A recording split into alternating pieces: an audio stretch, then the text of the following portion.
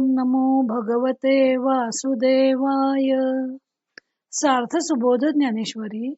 लेखन व वाचन सौ मनीषा भास्कर अभ्यंकर, महाराष्ट्र, मिरज 416410. अध्याय 11. विश्वरूप दर्शन योग. अर्जुनकृत विश्वरूपाचं वर्णन भाग 14. अर्जुनाचा पश्चाताप. ओव्या आहेत 400 ते 406. विश्वरूपाच्या मुखात भीष्म द्रोणादी सर्व कौरव आणि पांडव सेना सुद्धा जात असल्याचं पाहून अर्जुनाच्या मनावर काय परिणाम झाला त्याचं वर्णन ज्ञानदेव करत आहेत. कटकटा धातया कैसे जाहले अनुग्रहाया, मिया प्रार्थोनी जगा बापुडिया आणिले मरण. हाय हाय ब्रह्मदेवा, भगवंताच्या या अनुग्रहाने कसे झाले, या विपरीत फलप्राप्तीच्या योगाने असे झाले की मला आपले विश्वरूप दाखवा अशी भगवंताची प्रार्थना करून त्या दीन जगास स्थितीकालीच मी मरण आणले. मागा थोडिया बहुवा उपपत्ती, येणे सांगितल या विभूती, तैसा नसेची मा पुढती बैसला पुसू. आणि मागे 7व्या व 10व्या अध्यायात देवाने थोड्या बहुत युक्तीने विभूती सांगितल्या, परंतु त्या व्यापकपणासारखा देव मला दिसेना, म्हणून तेवढ्यावर न थांबता पुन्हा विश्वरूप दाखवा म्हणून मी विनंती करण्यास सरसावलो. म्हणून भोग्य हे त्रिशुद्धी न चुके, आणि बुद्धी ही होणारा सारीखी ठाके, माझ्या कपाळी पिटावे लोके, हे लोटेल काय. म्हणून जे भोगायचे आहे ते ठाम चुकणार नाही, आणि जसे होणार असेल त्यासारखीच बुद्धी होऊन राहते. माझ्या कपाळी म्हणजे माझ्या प्रारब्धात लोकांनी मला दोष द्यावा असे होते, ते कसे चुकेल. पूर्वी अमृतही हाता आले, परिदेव नसतीची उगले, मग काळकूट उठविले शेवटी जैसे.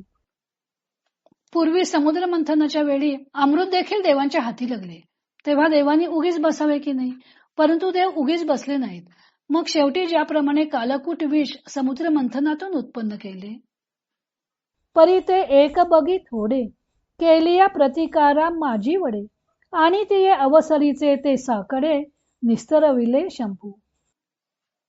परंतु ते एक प्रकाराने थोडे होते, कारण ती केलेली गोष्ट म्हणजे समुद्र मंथनाने कालकूटाची उत्पत्ती ही निराकरण करण्याजोग्या गोष्टींपैकी एक होती, आणि त्यावेळचे ते संकट शंकरांनी निवारण केले.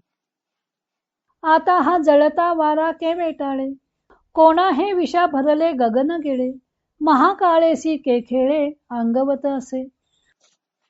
पण हल्लीचा जो हा विश्वरूपाचा प्रकार हा प्रत्यक्ष पेटलेला वाराच आहे, तर तो कसा आवरेल. विषाने भरलेले आकाश कोणाला गिळता येईल का, महाकाळाबरोबर खेळता येईल असे कोणाच्या अंगी सामर्थ्य आहे. ऐसा अर्जुन दुःखे शिनतू, शोचित असे जीवा आतू, परी न देखे तो प्रस्तुतू अभिप्राय देवाचा. याप्रमाणे अर्जुन दुःखाने कष्टी होऊन मनामध्ये शोक करीत होता, परंतु तो सांप्रत देवाचे मनोगत काय आहे हे ओळखत नव्हता. अर्जुनाला विश्वरूपाच्या विकराळ दाढांखाली रणांगणावरील योद्धे प्रवेश करताना दिसत होते. भीष्म, द्रोण, कर्ण वगैरे कौरव पक्षीय योद्ध्यांबरोबर पांडवांच्या पक्षातील योद्धे सुद्धा विश्वरूपाच्या मुखात प्रवेश करत होते. त्यामुळे त्याला आता आपण कुठून देवाना हे विश्वरूप दाखवा असं सांगितलं असं वाटू लागलं. आपल्या इच्छेला असे विपरीत फळ का आलं. सर्व जग सुरळीत चाललेलं असताना त्याला विनाशाच्या खाईत लोटायला आपणच तर कारणीभूत नाही ना झालो. विश्वरूप दाखवा अशी प्रार्थना करून आपण स्थितीकाळीच जगास मृत्यूच्या दारात उभं केलं. अशा अनेक विचारांनी त्याला घेतलं. वास्तविक 7व्या व 10व्या अध्यायात भगवंतांनी ज्या विभूती सांगितल्या होत्या त्या ऐकून आपण समाधान मानायला हवं होतं, पण आपली आस अधिकाधिक वाढतच गेली. तेवढ्यावर न थांबता आपण विश्वरूप दाखवा अशी देवांना गळ घातली. ही केवढी चूक झाली आपल्या हातून असं अर्जुनाला वाटू लागलं. पुढे त्याच्या मनात उद्भवलेला दैववाद ज्ञानदेव वर्णन करत आहेत. नशिबात जे असते ते काही चुकत नाही या संबंधीचा भर्तृहरीचा एक श्लोक प्रसिद्ध आहे. यद्धात्रा निज भालपट्ट लिखितम तोकम महद्वाधनम, तत्प्राप्नोति मरुस्थलेपि नितराम मैरोचनातोधिकम. ब्रह्मदेवानं थोडं किंवा पुष्कळ जे द्रव्य आपल्या कपाळारूपी पाठीवर लिहिलेले असेल ते ओसाड प्रदेशात सुद्धा पूर्णपणे कोणीही मनुष्य मिळवतो आणि मेरू पर्वतावर सुद्धा त्याच्यापेक्षा अधिक काही मिळत नाही. किंवा असंभवम हेम मृगस्य जन्म तथापि रामो लुलुभे मृगाय प्राय समापन्न विपत्ती काले धियोपी पुंसा मलिनी भवंती. रामाना काही माहित नव्हतं का की सोन्याचा मृग असणं शक्य नाही, पण तरी सुद्धा ते कांचन मृगाला भुलले आणि परिणामी त्यांना सीता वियोगाचं दुःख भोगायला लागलं. थोडक्यात काय की विनाशकाले विपरीत बुद्धी, संकट काला आला की मनुष्याची बुद्धी मलिन होते. जसं घडणार आहे त्याप्रमाणे मनुष्याला वागायची बुद्धी होते. म्हणून अर्जुन म्हणतो की आणि बुद्धीही होणारा सारिखी ठाके.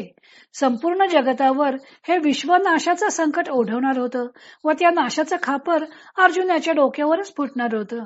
म्हणूनच आपल्याला विश्वरूप दाखव असं म्हणायची बुद्धी झालेली आहे असं त्याला वाटू लागलं. पुढे ज्ञानदेवाने समुद्र मंथनातून विष निर्माण झाल्याचा दृष्टांत दिलेला आहे.